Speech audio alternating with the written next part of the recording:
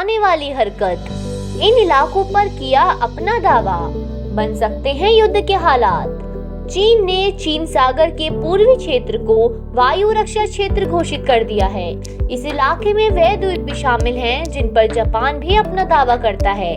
चीन के रक्षा मंत्री ने कहा है कि इस विशेष क्षेत्र में प्रवेश करने वाले किसी भी विमान को उसके नियमों का पालन करना होगा, अन्यथा उन्हें चीनी सेनाओं का सामना करने के लिए तैयार रहना होगा। यह नियम शनिवार को स्थानीय समय यानी कि 10 बजे से प्रभावी हो गया है। इस द्वीप को जापान में सेनकाकू और चीन में दियाओ के नाम से जाना जाता है। इसी आइलैंड के कारण दोनों देशों के बीच तनाव बढ़ रहा है।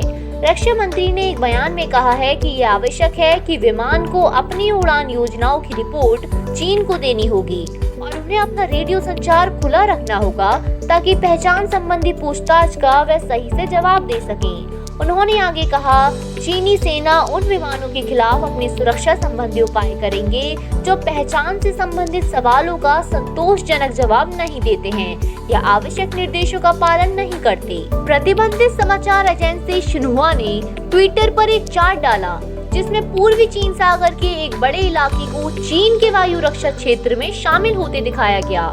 इसमें वह क्षेत्र भी शामिल हैं जो वास्तव में दक्षिण कोरिया और जापान के करीब हैं। इस क्षेत्र से संबंधित पूछे गए सवालों पर रक्षा मंत्रालय के प्रवक्ता यांग यूजून का कहना है कि चीन ने देश की संप्रभुता, क्षेत्रीय सीमा और वायु एरिया को सुरक्षित रखने और उड़ान व्यवस्था को बनाए रखने के उद्देश्य से ऐसा किया है।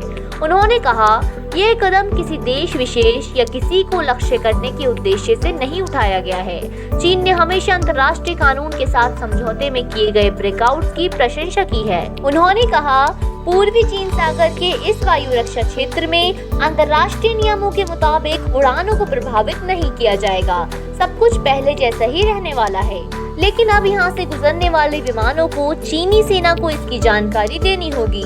जापान ने इस पर अभी तक कोई प्रतिक्रिया नहीं दी। पूर्वी चीन सागर के कुछ द्वीप दशकों से चीन और जापान के बीच विवाद का कारण रहे। 2012 में जापानी सरकार ने तीनों आइलैंड खरीदे थे। चीन में इसका बड़े पैमाने पर विरोध हुआ। इसके बाद से चीनी जहाज लगातार उन क्षेत्रों से गुजरते रहे हैं जिन पर जापान अपना दावा करता है कि वह जापानी इलाके हैं।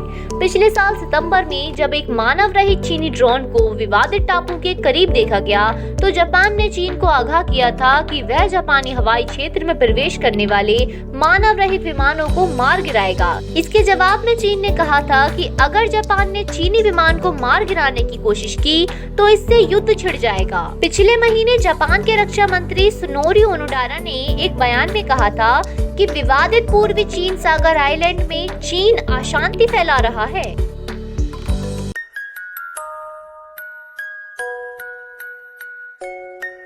ऐसे ही और ताज़ा तरीन खबरों के लिए देखते रहिए आजकल वेब टीवी।